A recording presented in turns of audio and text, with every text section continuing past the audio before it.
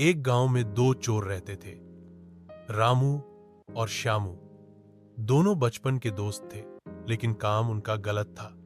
रात होते ही दोनों निकल पड़ते चोरी करने। शुरू में वे छोटे मोटे सामान चुराते थे, किसी के घर से बर्तन, किसी की दुकान से थोड़ा अनाज। धीरे धीरे उनका लालच बढ़ता गया। रामू थोड़ा होशियार और शांत स्वभाव का था, जबकि श्यामू जल्दी गुस्सा करता और जोखिम उठाता।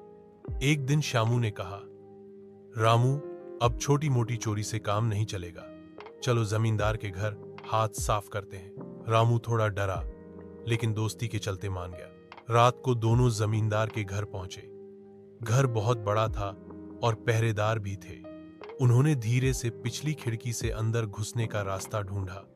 रामू दरवाजा संभाल रहा था और श्यामू तिजोरी तक पहुंचा। लेकिन जैसे ही तिजोरी खोलने लगा, जोर से आवाज आई, कौन है वहां? पहरेदार जाग गया था। श्यामू डर के मारे भागा और रामू को छोड़ गया। रामू पकड़ा गया। गांव में हंगामा मच गया। रामू चोर है, सब लोग उसे गालियां देने लगे। अदालत में रामू ने कुछ नहीं कहा, क्योंकि वह श्यामू को दोस्त मानता था। उसे 1 साल की सजा हो गई। जेल में रामू ने बहुत सोचा, श्यामू ने मुझे धोखा दिया, लेकिन अब मैं बदल जाऊंगा। उसने पढ़ाई शुरू की, मेहनत की और जेल से निकलकर एक ईमानदार मजदूर बन गया। दूसरी ओर श्यामू चोरी करता रहा, लेकिन अब उसका मन भी डरने लगा था।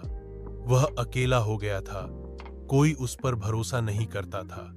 जब गांव वालों को पता चला कि रामू ईमानदारी से जी रहा है, तो सबने उसे अपनाया। एक दिन श्यामू गांव लौटा, भूखा, थका और शर्मिंदा। वह रामू के पास आया और बोला, मुझे माफ कर दो, तुमने दोस्ती निभाई और मैंने तुम्हें धोखा दिया।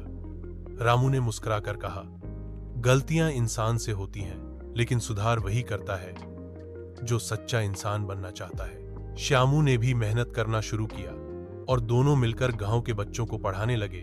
उन्हें सिखाने लगे कि मेहनत का रास्ता ही सबसे सही है। शिक्षा, बुराई का रास्ता चाहे कितना भी आसान लगे, अंत में सच्चाई और मेहनत ही जीवन को सुंदर बनाती है।